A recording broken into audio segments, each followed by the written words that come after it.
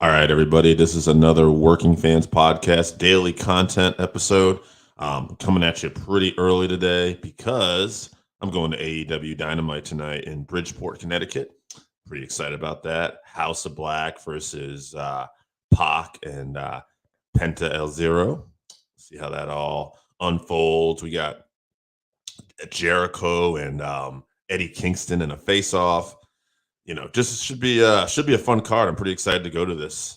Rampage will always be taped there. Dark Elevation. We'll probably talk about it during the week, but we won't spoil anything for you. This should be a fun show tonight. I'm going to talk a little MLW fusion, like it says in the title today. But before I do anything, here's a little intro video. Are you a fan of pro wrestling, comedy, and combat sports? Then we have the podcast for you, because we cover that and much, much more. Do you like to debate with your friends? Do we have the perfect segment for you? It's the 531, where we take any given subject, break it down to a top 5. From there, we debate it down to 3, and then into that number 1 spot. If you want to get a hold of us, find us on our social medias. Search Working Fans Podcast on any major social media platform. And if you want to find the podcast, search for us on any major podcast platform, as well as YouTube. Working Fans Podcast. We put in the work so you don't have to.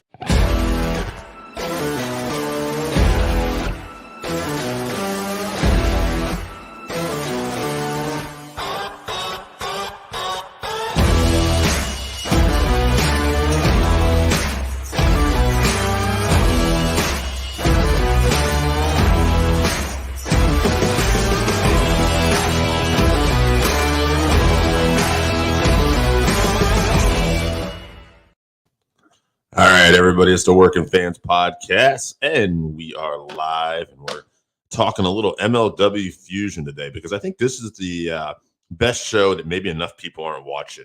I started watching MLW fusion a few years ago, and they had like such great acts, like the Hart Foundation. All right, you had Teddy Hart, Davey Boy Smith Jr., and Brian Pillman. Teddy Hart, a member of the Hart family, Davey Boy Smith Jr., a member of the Hart family, and Brian Pillman Jr., obviously his father was associated with the Hart family. I mean, just great acts. You got guys like Jacob Fatu, part of the Samoan dynasty. And that's the great part about MLW Fusion, is that you have these basically legendary acts that are, second, third generation wrestlers. And then you also have these MMA guys. They come in, with backgrounds of, mixed martial. You got Lucha Libre. It's just many different styles. It's like the show's MLW Fusion. It's a fusion of different styles, and they live up to that. You got your old school Southern brawlers. Absolutely, just good stuff. Randy Osgood in the comments. It's a great show. Just a bit of everything. Absolutely right. I was just looking up this upcoming show they have in Charlotte this Saturday. They're doing a TV taping. They got Ricky Steamboat, who's going to be there live. You got TJ Perkins versus Myron Reed. TJ Perkins, Impact Wrestling, former WWE Cruiserweight champion. Guy's done it all. Myron Reed has been a middleweight champion from MLW. This should be a super matchup. I know it's already been announced. Killer Cross, the former Karrion Kross, is coming to the promotion. Leo Rush is going to be coming to the promotion. I think he's going to be on a Philadelphia show. More about this Charlotte show, too. I'm getting excited talking about upcoming stuff. They're going to have the Von Erichs, all right, that's Ross and Marshall, third-generation wrestlers, versus the legendary Ricky Morton and his son, Kerry Morton. That's great. And then you got Davey Richards versus their heavyweight champion, Alex Hammerstone. This is just a great promotion that offers a lot of a variety of wrestling, and they got a little something for everybody. You got your big, strong, athletic guys. You got your, like I said, second, third generation wrestlers. You got your Lucha Libre. So much good stuff happening in MLW. So February 25th, this Saturday, check it out. Charlotte TV taping if you're in that area.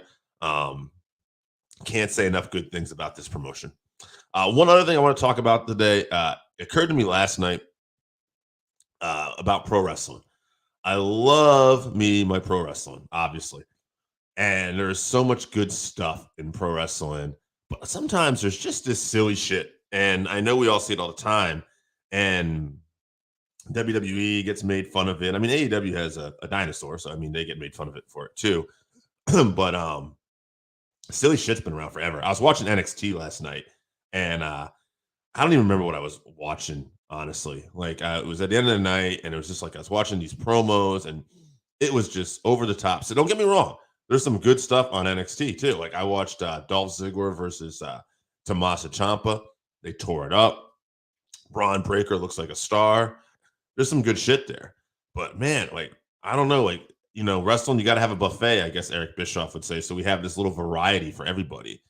But I don't know. I like to know who likes some of this shit. I was thinking about, like, here's some silly shit over the years. If you're listening, I like to know if you guys remember some of these. All right. Black Scorpion. Okay. You remember Black Scorpion from WCW? Remember he turned Ric Flair. Well, actually, it wasn't Ric Flair, but it was Ric Flair underneath the mask. But the Black Scorpion had turned a fan into a tiger. Like that was a thing. You know, my dad, rest his soul, would never let me forget. Like I would watch wrestling and I'd be like, I can't watch this shit no more. They're turning people into tigers. Like that was the end of it. Repo Man, that was a thing. Barry Darsow, God rest this guy. I mean, he's something else. He was Demolition, and I think that was his best role was Demolition Smash, but he was part of the Russians. At one point, he played a Russian, the Blacktop Bully. But to me, the most silly shit he ever played was Repo Man. The laugh, taking people's. I don't know. Never took this guy seriously. You know, go back to WCW, White Castle of Fear. All right, you know, Sting and Davey versus Sid and Vader, and they had these little cartoons leading up to the match. Where like this, I think there was this little guy and he was trying to like blow up this boat and looked like it was a scene of Baywatch. It was just brutal. So I guess my question is for anybody who might be seeing this, who does this appeal to? Is it kids? Because I gotta say, I was a kid sometimes watching some of this shit and it didn't appeal to me. You know, I liked my pro wrestling when I was a kid for the action that went on in the ring. Now, granted, I believed in, you know, the outcome was they were legitimately competing to see who was going to win the match. And don't get me wrong.